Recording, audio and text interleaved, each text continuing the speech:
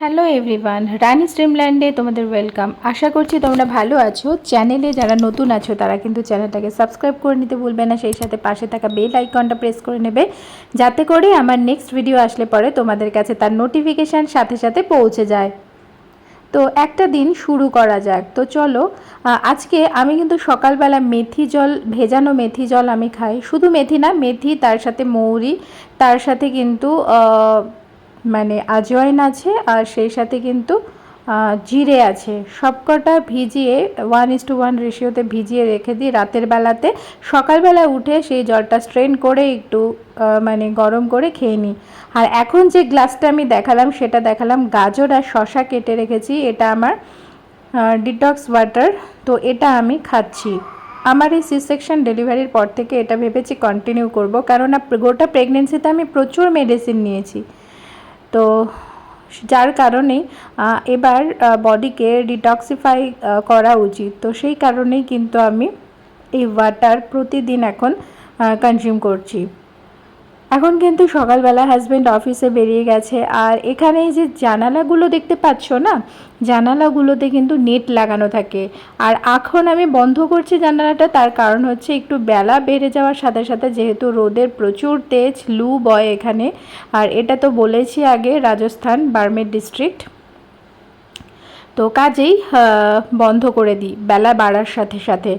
সকালে যে রোদটা, সেটার জন্য কিন্তু সকালবেলা একটু জানালাটা খুলে দিই। আর বাচ্চাটা যেহেতু শুয়ে থাকে, সেই কারণে ও একটু রোদ পাবে, সেই কারণে জানালা দরজা সব খুলে দিই। আর বেলা বাড়ার সাথে সাথে কিন্তু বন্ধ করে দিই। বাইরে ভীষণ ধুলো, তাই এখানে প্রতিটা জানালায় নেট লাগানো থাকে, প্রতিটা বাড়িতেই। এখানে রাখা বৌদ্ধ মূর্তিটা, সেটাতে আমি প্রতিদিন প্রণাম করি। শুধু এখানে কেন, আমি আমার সিংহাসনে গিয়ে যে মেন ঠাকুররা রয়েছে সেখানেও আমি সেই ভগবানদেরকেও সকালবেলাতে প্রণাম করে দিন শুরু করি। তবে আজকে অনেকটা বেলা হয়ে গেছে, আজকে সব কাজের আমার লেট হয়ে গেছে, তাই দিন শুরু হয়েছে একটু লেট করে। এখন এবার আমি আমার ডিটক্সিফাইং ওয়াটারটা খাবো। দেখতে পাচ্ছ এখানে শশা, আর সেই সাথে কিন্তু গাজর ভেজানো আছে। গাজরটা একটু তলায় রয়েছে তাই দেখা যাচ্ছে না। এই জলটা কিন্তু আমি খেয়ে নেব, এবং সেই সাথে কিন্তু আরও 1 গ্লাস আমি ভিজিয়ে রাখবো।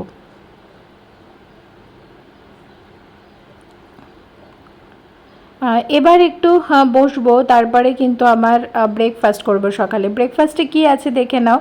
অ্যাপেল রয়েছে, কিছু ড্রাই ফ্রুটস রয়েছে, মানে ভেজানো আঞ্জির, ভেজানো খেজুর এবং কিশমিশ।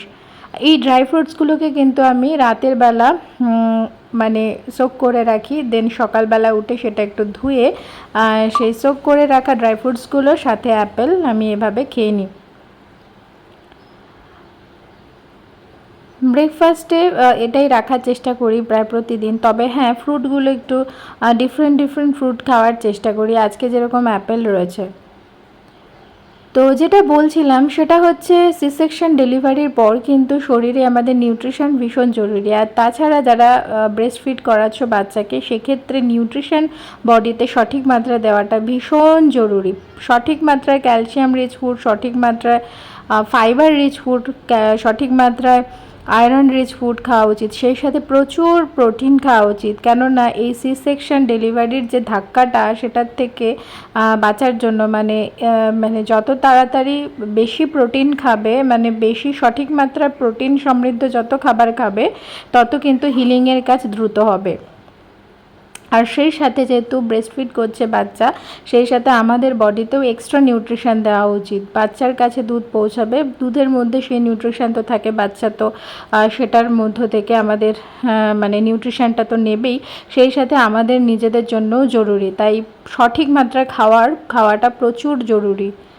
নর্মাল সময়ের থেকেও এই সময়টাতে বেশি মাত্রায় খাওয়াটা ভীষণ জরুরি। বেশি মাত্রায় খাওয়া বলতে সঠিক ডায়েট, সেটা বলতে চাইছি। বেশি ভাত খেলেই বেশি খাওয়া হলো এরকম ব্যাপার নয়, বা 4টে রুটির জায়গায় 10টা রুটি খেয়ে ফেললাম এরকম ব্যাপার নয়।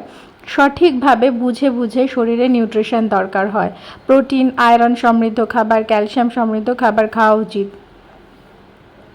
বডি থেকে যেহেতু প্রচুর পরিমাণে ব্লাড বেরিয়ে যায়, সেই কারণে আয়রনেরও ডেফিসিয়েন্সি এই সময় দেখা যায়, বা পিরিয়ডে সেই সার্কেলে ফিরতে গেলেও সঠিক মাত্রায় বডিকে আবার সেই মানে পুরনো লাইফে ব্যাক করতে গেলে, মানে পুরনো লাইফস্টাইলে ব্যাক করতে গেলে কিন্তু আবার সঠিক মাত্রায় নিউট্রিশন দেওয়া উচিত, যাতে করে তোমার পিরিয়ডটাও আবার সঠিক মানে ভাবে আবার আসে।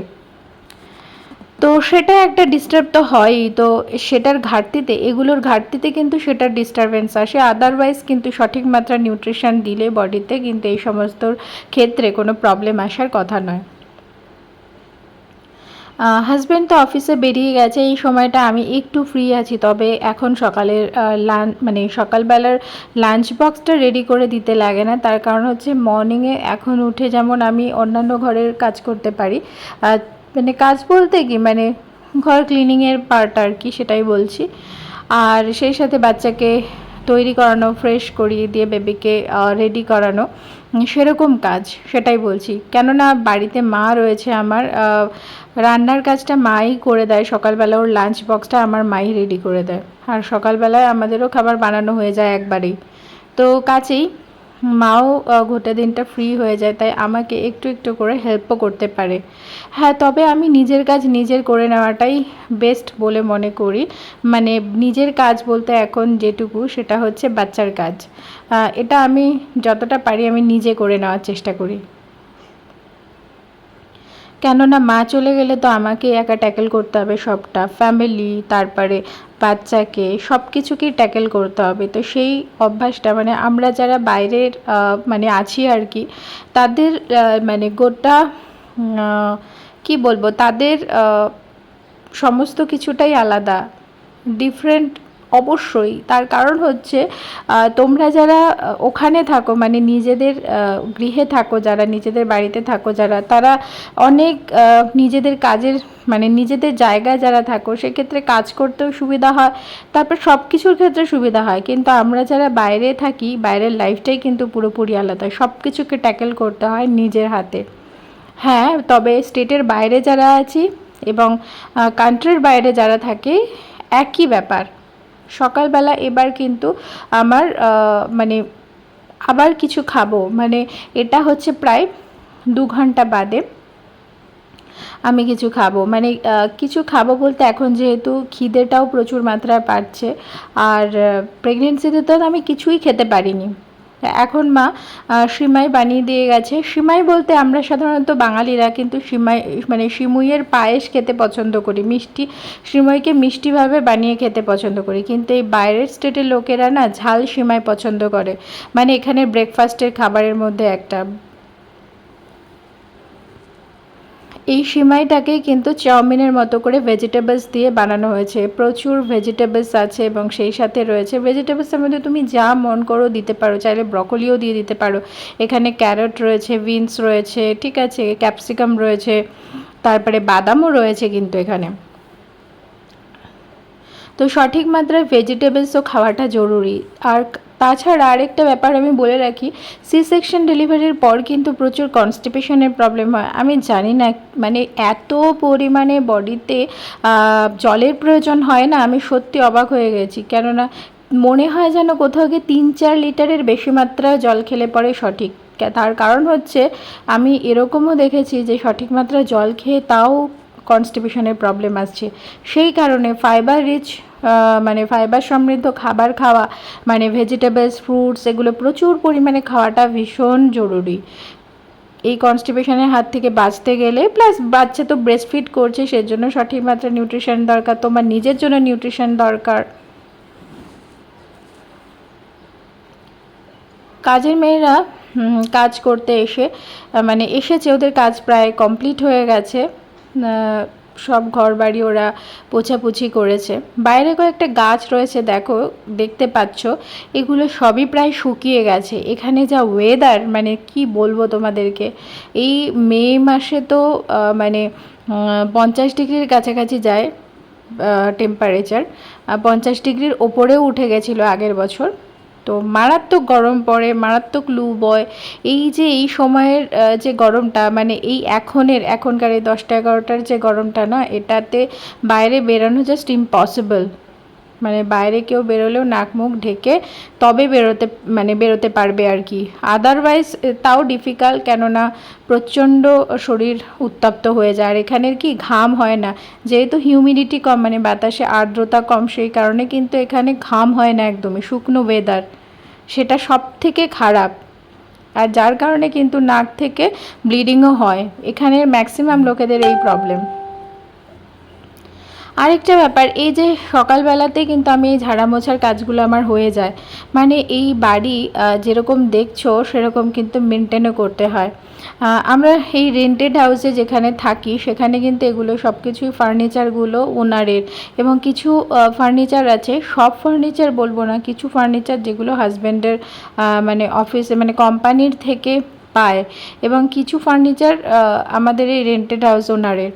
তো যাই হোক, হাউস ওনারের সেগুলোকে তো মেনটেন করতে হয়, আমাদেরগুলোকেও মেনটেন করতে হয়, মানে কোম্পানির যেগুলো ফার্নিচার সেগুলোকেও মেনটেন করতে হয়। তার মানে হচ্ছে এগুলোকে প্রতিদিন ক্লিন করাটা আমার একটা লাইফের পার্ট হয়ে গেছে। তো এই সমস্ত জিনিসপত্র আজকে আমার একদমই এনার্জি নেই, দেখতে পাচ্ছ একদমই এনার্জি নেই। তার কারণ হচ্ছে রাতের বেলা যখন তোমার বেবি জেগে থাকবে না, ঘুমটা আমাদের শরীরে ভীষণ নিড। তো ঘুমটার যখন ঘাটতি এসে যায় না, তখন কিছু ইচ্ছা করে না যে আর মানে কিছু করি। তো আমার আজকের অবস্থাটা ঠিক সেরকমই আর কি। জানালাতে যে জালিগুলো রয়েছে না, নেটগুলো যেগুলো রয়েছে, জালি মানে এখানকার একটা লোকাল ভাষা জালি, তো জালি এসে যাচ্ছে আমার বারবার। তো এই নেটগুলো যে না, এগুলোতে প্রচুর ধুলো চিপকে যায়, তো এগুলোকেও ঝাড়তে হয়। আর এই মুহূর্তে যেন এখন আমার বেবি এই বেডে শোয়ানো নেই, আমার কাছে নেই, তার কারণ হচ্ছে এখানে ডাস্ট উড়ছে, আর আমি মাকে অন্য ঘরে নিয়ে যেতে বলেছি ওকে। বাচ্চাও আছে, ক্লিনিং তো করতেই হবে, ক্লিনিংয়ের ব্যাপারটা রোজই করতে হবে, তার কারণ হচ্ছে এটাই মানে লাইফের পার্ট হয়ে গেছে। সব সময়ের জন্যই ক্লিনিংটা জরুরি, বাট হ্যাঁ, স্পেশালি কারোর বাড়িতে বাচ্চা যদি থাকে তারা জানবে হাইজিন মেনটেন করাটা ভীষণ জরুরি।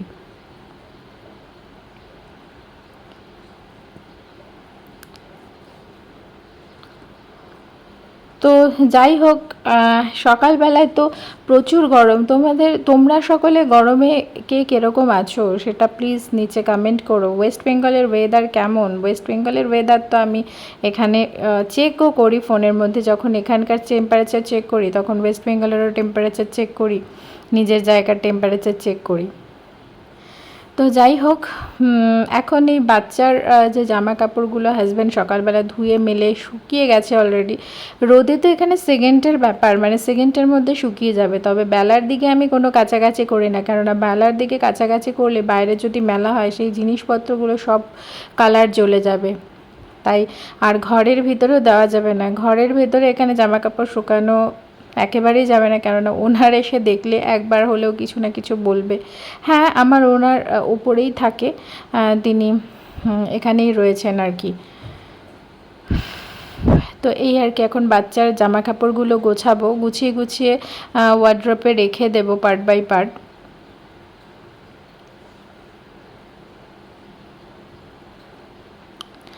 যেরকম গরম পড়েছে না, আমি ওকে ফুল হাতা জামা পরানোরই চেষ্টা করি। তার কারণ হচ্ছে এখানে মানে হিসেব মতো আমারও মানে প্রতি বছর এখানে নিয়ম করে না, আমিও ফুল হাতা জামা অ্যাকচুয়ালি গোটা গরমে পরি। আর সকালবেলায় উঠলেই প্রচুর পরিমাণে সানস্ক্রিন ইউজ করি।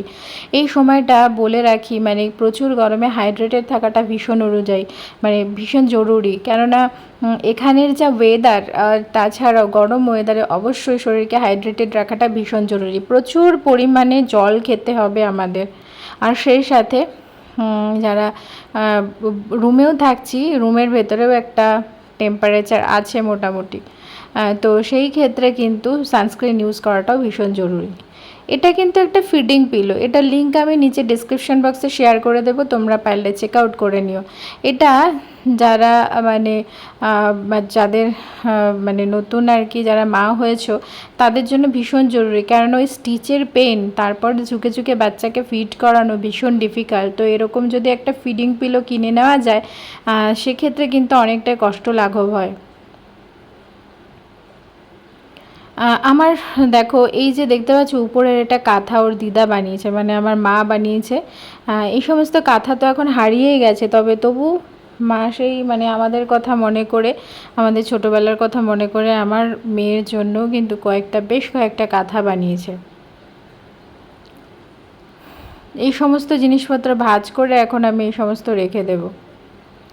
এখানে ঠিকঠাকভাবে হয়তো সব জিনিসগুলো অর্গানাইজ করা নেই, আমি আস্তে আস্তে গোছাচ্ছি। এখানে কিছু হাফ হাতা ওর জামা আছে, কিছু ফুল হাতা জামা আছে।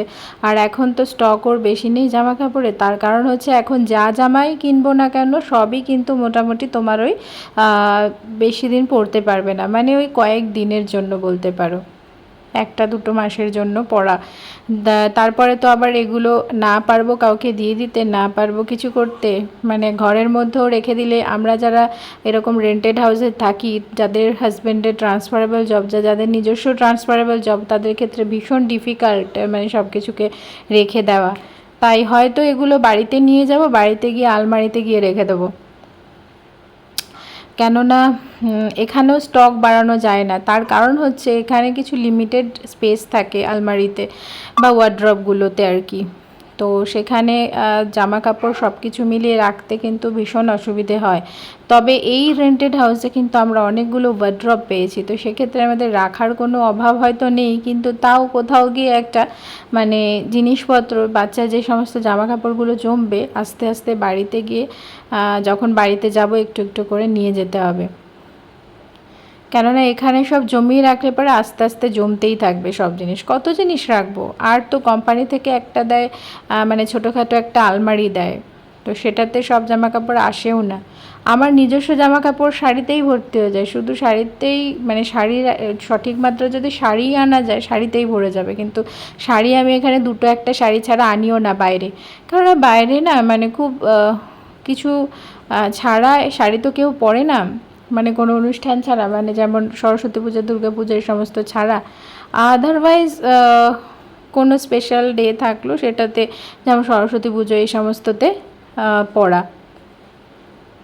এখানে ওর কয়েকটা ভালো জামা কাপড় আমি রেখেছি। ভালো জামা কাপড় খুব বেশি কেনা হয়নি, অল্প কয়েকটা কেনা হয়েছে, তবে এগুলোকে আমি ধুয়ে কেচে একদম আয়রন করে রেখে দিয়েছি। হ্যাঁ দেখতে পাচ্ছ ট্যাগ শুদ্ধই রেখেছি, সরি মানে ট্যাগ শুদ্ধই কাচা হয়েছে, এটা এইভাবেই রয়ে গেছে, আমার ট্যাগটা কাটা হয়নি। এটা আমার খুব ব্যাড হ্যাবিট আর কি, যে আমি যে কোনো জামা থেকে আমার নিজের জামাতেও ট্যাগ কাটি না। মানে এমনও হয়েছে বাইরে পরে বেরিয়ে চলে গেছে ট্যাগ নিয়ে, হাজব্যান্ড হয়তো দেখেছে পরে বাড়িতে এসে কেটে দিয়েছে। তো বাচ্চার ক্ষেত্রেও সেই বাজে হ্যাবিটটাই রয়ে গেছে আমার। নিচে দেখতে পাচ্ছ একটা বাথ টাব রয়েছে, এটা আমরা ফার্স্ট ক্রাই থেকে কিনেছি, পারলে লিঙ্কটা শেয়ার করে দেবে, এগুলো ভীষণ কাজের জিনিস। আমি এখন অলরেডি 1 মাস ঠিকই এটার হয়তো ব্যবহার আসে না, বাট আসে, খুব ভালোভাবে আসে। আমার তো এখন মনে হচ্ছে যে এটা যথেষ্ট পরিমাণে কাজে আসছে। এটার লিঙ্কও আমি শেয়ার করে দেবো ডেসক্রিপশন বক্সে, চেক আউট করে নিও তোমরা, খুব কাজের জিনিস, পারলে তোমরা নিজেরাও যারা আমাদের মতন নিউ মম রয়েছে তারা কিন্তু কিনতেই পারো, ভীষণ হেল্প হয়। আর এটা দেখো এটার উপরে মানে এই বাথটাবটার উপরে একটা সিট কাভার রয়েছে, এই সিট কাভারটাতে ওকে শুইয়ে দেওয়া যাবে, শুইয়ে একদম আরামসে স্নান করে।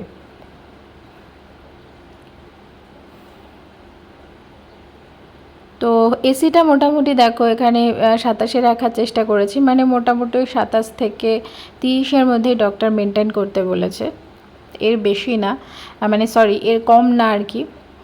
তো এটাই মেনটেন করার চেষ্টা করি। আমাদের তো গরম লাগেই, কেননা এখানে বুঝতেই পারছো 50 ডিগ্রি টেম্পারেচারে কোথাও গিয়ে মনে হয় এসির মানে টেম্পারেচার একটু কমিয়ে দিই, সেক্ষেত্রে হয়তো ঠান্ডা ফিল করব বেশি। বাট বাচ্চার জন্য এই সমস্ত আমাদের ভুলে যেতেই হচ্ছে, কিছু করার নেই। নেক্সট আসবো একদিন বাদে আবার ভিডিও তোমরা দেখতে পাবে। এই চ্যানেলে চোখ রাখবে, অবশ্যই চ্যানেলটাকে সাবস্ক্রাইব করবে, পাশে থাকা বেল আইকনটা প্রেস করবে, যাতে করে আমার নেক্সট ভিডিও আসলে তোমাদের কাছে তার নোটিফিকেশান সাথে সাথে পৌঁছে যায়।